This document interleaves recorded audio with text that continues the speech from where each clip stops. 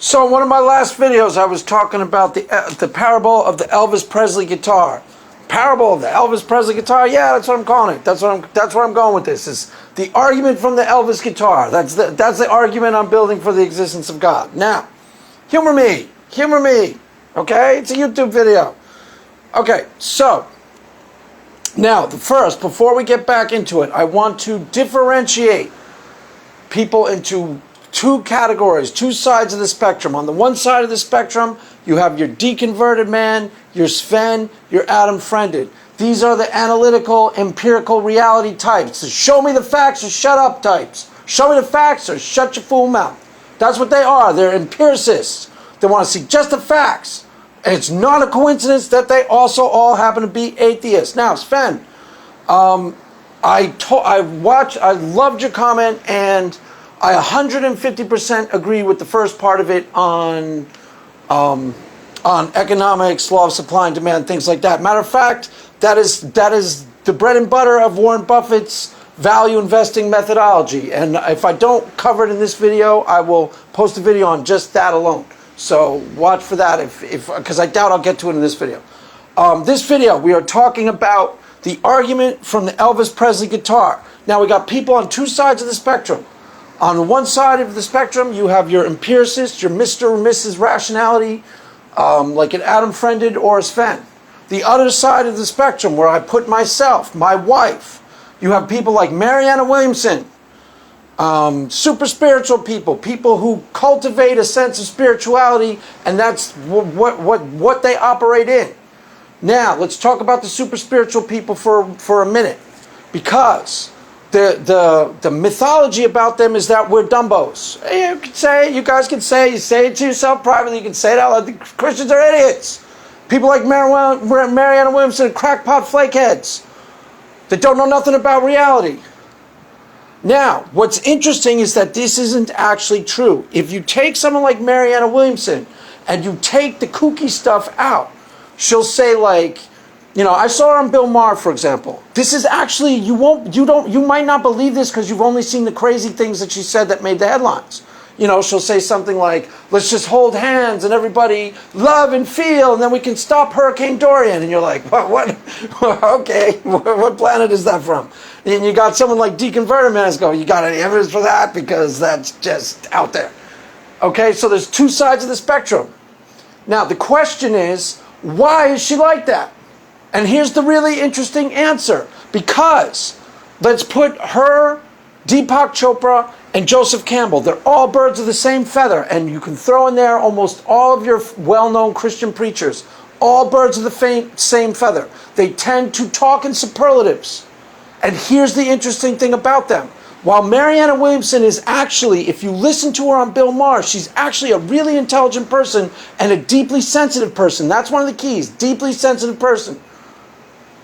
But she has a tendency to say something really loopy and out there from another planet. And here's the real key about these type of people. They don't seem to be able to differentiate between when they're saying something that's totally outlandish and not tethered to reality at all. They don't seem to be able to tell the difference between the unreal and the real. When they say something unreal, they don't seem to know. Deepak Chopra, same idea. He's a lot smarter than you think he is. If I took out all the kooky things he says and you just listen to him talk about, for example, Nietzsche, he's pretty fluent in Nietzsche, and he's actually fairly fluent and convincing when it comes to quantum mechanics too, believe it or not. Why you think he's a moron is because he'll say something, he'll start making really rational sense, talking on an intelligent level, then he'll say something totally not from planet Earth, and he doesn't seem able to process the difference between the two types of discussions. He really doesn't seem to be able to know. The question is why? And I think I got a really good handle on the answer. Because Marianna Williamson, you think to her, and I'm going somewhere with all of this, so bear that in mind, okay? I'm predicating this with the discussion about the super spiritual people for a reason. And I'm going to tie it into the Elvis Presley guitar in a bit. So keep that in mind. Now, Marianna Williamson, if you think that she's a flake, imagine what the people are like at a Marianna Williamson book signing. Yeah, it's probably Flake Central. If you think she's from another planet, imagine the people who go to her book signing, who actually buy her books. They're probably like, they talk about Elvis Presley guitar. They think they own Elvis Presley's guitar. And they're like, I was just in a seance contacting Elvis last night, and he told me that this is his guitar. That's how from another planet they actually are. So why is that significant? Because they're the ones who buy her books. They're her audience.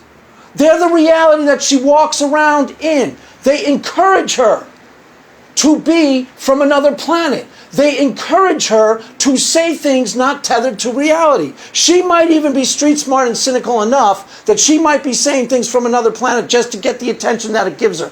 Honestly, I wouldn't put it past her. She struck me as really smart when I saw her in Bill Maher. Really smart. Not like really down-to-earth, intelligent, street smart, like sophisticated, intelligent, smart. Now, why can she not differentiate between the unreal things that she says and the real things that she said? Because she's encouraged by her environment not to. Deconverted Man is not buying her books, nor is Fen, nor is Friended. They aren't her audience. She's not playing to them. She's playing to her fan base. And her fan base wants her to say, let's hold hands in love and we can stop a hurricane. They want her to say kooky things like that. They want to believe stuff like that. They're encouraging that unreality and they reward her for it. She's rich, by the way. Did you know that? She's rich, by the way. Did you know that? So far, I'm not. Deconverted Man. So far, none of us are. She is. She's playing to her base. Ditto for all the preachers. They are encouraged. The reason why the preachers say the outlandish things, the things that drive Aaron Ra crazy. You just got to believe. You just got to, Jesus rose and now I can face today. Ah! And everybody, because the people, he's preaching to the choir. Why is he preaching to the choir? Because the choir is the only one in the church. They're the ones who are there. They're the ones buying the tickets. And he knows this on some level. So it encourages him to untether himself from reality. Why? Because he's not playing to Deconverted Man. He's not playing as Fen. They aren't in the church. Fen, probably 20 years since Fen has walked into a church. Deconverted Man, probably since he deconverted. Yeah, Deconverted Man. You never caught that? He's Deconverted Man. So probably he hasn't been to a church till before he deconverted. Man. I like that. Stupid. Well, whatever. Roll with it. They're playing to their audience. They are preaching to the choir. Their choir is encouraging them in the unreal aspects of their specific spiritual traditions. They are rewarding them for it. They want them to do that. They go, yes, say the kooky things. We're with you. Keep saying the kooky things. We're kooky too. We'll buy your products. That's why they do it. That's why they do it. I, on the other hand, am firmly aware I live in the land of the atheists. I walk amongst the atheists and I'm firmly aware atheist gonna atheist when I'm making my videos. There's at least gonna be 10 atheists who listen to this video and atheist gonna atheist. So if I assert, I'm gonna have to provide evidence. If I assert, I'm gonna have to demonstrate. Why? Atheist gonna atheist. They're gonna catch me if I don't. I'm not encouraged to take flights of fancy in the way I talk. I'm encouraged to stay tethered to atheist land where they're always saying, back it up with reality. To keep my flights of fancy firmly tethered to reality. This is very useful that I'm in atheist land because in the back of my mind is an atheist is going to listen to this video. And if I assert, they're going to say, provide evidence. If I make a claim, they're going to say, you got evidence to back up that claim? So it keeps me from doing what those guys do. And that's their bread and butter. That's how they make their money. The Svens of the world aren't buying Marianna Williamson books. The people who are buying her books want her to go even further out into cuckoo land. They do. They probably encourage her. They probably said, I cried when you said, I bet you $1,000 some of her book signing said, I actually cried tears of joy when you said we can love the hurricane away. I bet you $1,000 there's a kook in the audience who said those very words to her. Bet you anything. They encourage the unreality. They're the ones who are the audience for these people. And they're telling them, go further into the unreality. Promise. That has a lot to do with it. Now, let's go back to our guitar. Because I just put that out there for a reason. Let's go back to our Elvis Presley guitar. What did I do with that argument? The beginning stages of a really powerful argument for the existence of God related to the Anselm argument. What did I accomplish in my last video? Well, I accomplished something really interesting, and I'm pretty sure I accomplished it. Because we all agreed, even the most empirical, show me the facts, put the facts on the table, I don't want to talk to, atheists agreed that if the guitar was actually owned by Elvis Presley sometime in the past, it would be worth something like $50,000, and I can name my price. I can name my price on that guitar. So what did I actually prove? Well, here's what religion actually is, kids, and I may have said this in a video in the past. I will say this a lot in the future. Here is one definition of religion. Are you ready? There is an unseen, invisible, immaterial world that undergirds and interacts with the known material world. That is one definition of religion. As far as I know, there are only two templates. Two templates. Remember, 50,000 religions, only two templates. It's either a being, a la a Jesus Christ, an Allah, or a Brahmin, or it's some type of energy force, a Tao Te Ching or Brahmin in some interpretations of Hinduism. That's it. That's all religion in a nutshell. There's an unseen, invisible, immaterial world, unknown, that undergirds and interacts with the known, visible, material world. Now, in my Elvis guitar, I proved a little bit of it. Did I not? Let's think about it. Sven said that the reason that they're going to spend $50,000 is more sentimental than that they think that the guitar has spiritual power, something about Elvis to it. I accept that. That's fine, because it doesn't change the essential dynamic. What did I actually prove? There's a subjective reality that we all know would not have changed the tangible material substance of the guitar at all. It's a subjective reality. It was owned by Elvis Presley. Elvis Presley died 30 years prior to this guitar being sold. So that's a completely subjective, immaterial, ethereal concept. By very definition, has no material substance, affects the guitar in no empirically verifiable substantive way at all. It's purely subjective. It's purely ethereal. It has no material bearing on the guitar whatsoever. So it's almost purely a spiritual idea. And yet, it has done something that is empirically verifiable, that is objectively knowable, verifiable to the value of the guitar. You see what I've done? I've actually proved something. I have proved the reality of a subjective, internal, ethereal, immaterial concept. I have brought it back to reality to a certain degree, and now we all know that it is affecting the price value of a material thing. I phrased that really awkwardly, but I think you get the idea. Now, yeah, I phrased it in a way that's convoluted, but I'm pretty sure you understand the idea. The idea is clear. I literally proved something, and it's related to the Anselm argument. Because the change in the Elvis guitar we all know is true. It has gone from $500 in value to $50,000 in value. And it doesn't matter if it's because of sentimental value or because of, people think it's Elvis, or if they just think it's cool. The real world value of the guitar has skyrocketed in a way that's tangible, verifiable, and objectively knowable. Full stop. Period. Everybody knows this. Now, where am I going with this? Let's go to a different place. Let's go to Auschwitz.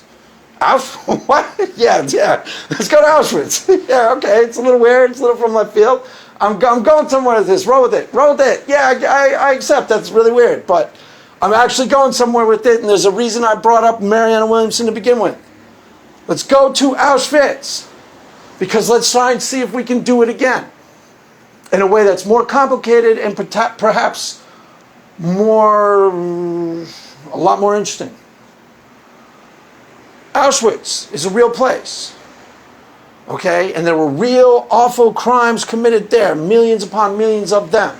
Now, the Bible itself would say, And there's plenty of people. Remember, there are two sides on this scale. There's your Sven and your deconverted man, show me the facts and Pierces. And there's your super spiritual people like Marianna Williamson, where I put myself.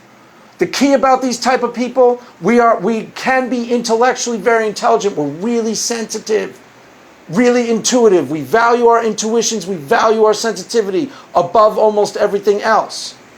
The reason why Marianna Williamson is kind of out to lunch is she's encouraged by her environment to be out to lunch. They reward her for being out to lunch. The more out to lunch they get, the more money she makes, the more book products she moves. So you're with me so far? Because there are people on the scale. And where you are on the scale is how tangible you would think there would be a reality to Auschwitz. That were you to go there in person would actually be some sort of tangible, substantial reality of something, some sort of tangible, knowable reality to the atmosphere itself. You see what I'm saying? Now the Bible is clear on this. There is. The Bible is clear on this spiritual concept. It says it more than once in the Old Testament. The very ground is cursed. The blood from the ground will testify against you. The rocks themselves will cry out against you. In other words, because of all the crimes committed in Auschwitz, there is something about the place that were you to go there in person, you could tangibly, tactively feel or know or experience some sort of tactile reality to the evil that transpired there. Now, I'm not saying that's true. I'm saying that where you are in the spectrum of spiritual versus empirical, a lot of people would think it's true. Now, let's go to my wife, because this is really, really interesting, and this is God's honest truth. My wife would never go near Auschwitz. She would never go there in a million years. I don't care what. I could tell her there's $1 million there buried for her if she just goes. She would never go near it. She'd never go near it. She's too sensitive. She's too sensitive. She would never go near it. If we were on a train going to Auschwitz, she would, I promise you this is true, she would start throwing up on the train and she'd say, stop the train, she'd get off. She would never go near that place. Near it. She'd be too freaked out. She's too sensitive. Now, is there a reality here? That's the question. By virtue of the fact that she is so sensitive, just to give you an idea how sensitive, okay? There was one time when my wife saw a dog get hit by a car on a freeway. I swear to God, this is a true story. She was traumatized. She was traumatized for the next 10 hours. We had to stop what we were doing. We had to go back to the hotel, and she shaking, couldn't move. That may have been the time when I fell in love with her, honestly. I swear to God, that may have been the time I was like, wow, I got to marry this person. Because she was just so sensitive. So sensitive. Vulnerable people, by the way, respond really, really well to my wife. They all pick up on this. They love her. They know she's really gentle with them and then she's not going to hurt them. They all love her. Animals too. Animals love my wife. Vulnerable people. Did you see this drama with Rachel Oates? Some of you caught this where she fell apart and tried to cut herself. My wife is very soothing to people like that. They know intuitively that she's not going to hurt them. She's going to be really gentle with them. She just seems to intuitively talk to them the right way, and it's very healing. Now, that's a good aspect of a spiritual person that doesn't get talked about a lot. I bet you Marianna Williamson could be like that too. I bet you she could be really ministering in the right context and really make someone feel at peace. My wife is awesome at that. There are certain friends who my wife is their favorite person because she takes good care of them. She's good to them. Anyways, sidetrack. My wife would never go near Auschwitz. She'd never go near it. Never. Never get her to go there. If we were on a train, we were a half hour from Auschwitz, she'd stop the train, she'd probably throw up. Honestly, she'd probably throw up. She'd go into some sort of convulsion because she's just too sensitive. Now, if she actually were there, is there some sort of tactical reality? This is what I'm trying to ascertain. This is where really gets interesting, where the rubber actually meets the road. Because we all know what happened there is pure evil. Does it actually permeate the atmosphere in some sort of tactile, tangible way? The Bible says yes. Most of the super spiritual would say absolutely yes. Prior to me becoming a Christian, I never went to Auschwitz, but I went to Dachau. And I did my own sort of, let me see if I can pick up the vibrations of the place type of touchy-feely, gooey thing. That's what super spiritual people do. We do these touchy-feely type things. And yeah, it's out to lunch, but that's because we're encouraged by the environment to be more out to lunch. so we can communicate with other super touchy-feely, gooey people. But we may be actually onto something that is tangibly knowable by the empiricists. This is where I'm going with this. I think this is really interesting. I honestly do. I think I'm really onto something big here. Because would there be a tactile, tangible reality?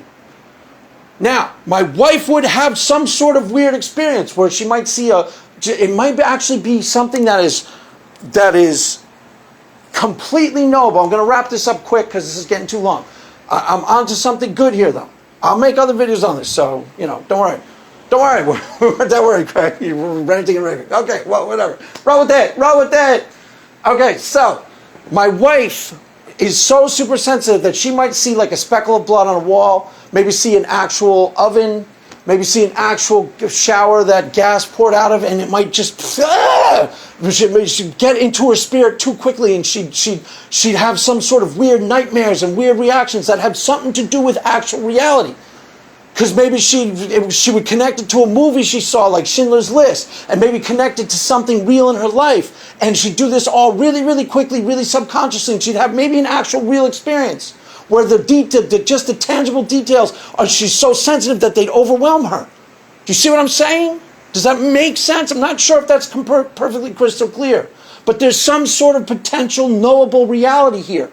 This is where I'm going with this. This is how this is tied into the Anselm argument. There is some sort of place here where the subject is ethereal, immaterial, spiritual meets the real world.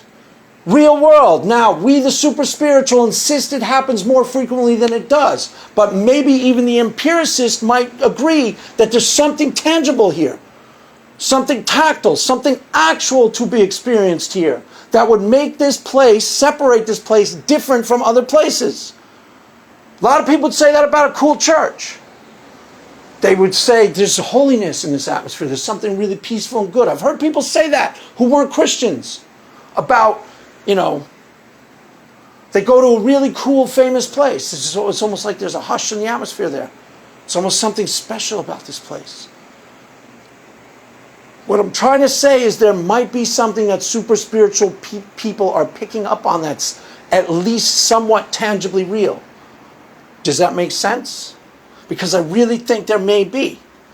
And the reason why we've had so much trouble pinning it down is because super spiritual people are encouraged by virtue of other super spiritual people to go far out to left field and stay there. So that's where they connect with their audience, where they make their money. It's how they call each other out. So, I don't know. I thought that was potentially really interesting. I really think I'm onto something. So I'll let you decide that for yourself. I don't want this video to go on forever, so I will wrap it up. But I really think that there's something there. I really think I'm working on something that could be potentially groundbreaking. I really honestly do. And again, if you're an atheist, no argument here. There's nothing going on here. There's nothing to debunk. I'm just speaking out loud. I'm exploring these concepts, kicking around. I think these concepts are potentially very fruitful, and I think this is really interesting. That's why I did it. So, there you go, kids. That is all for now. Mass is ended. Go in peace. Amen.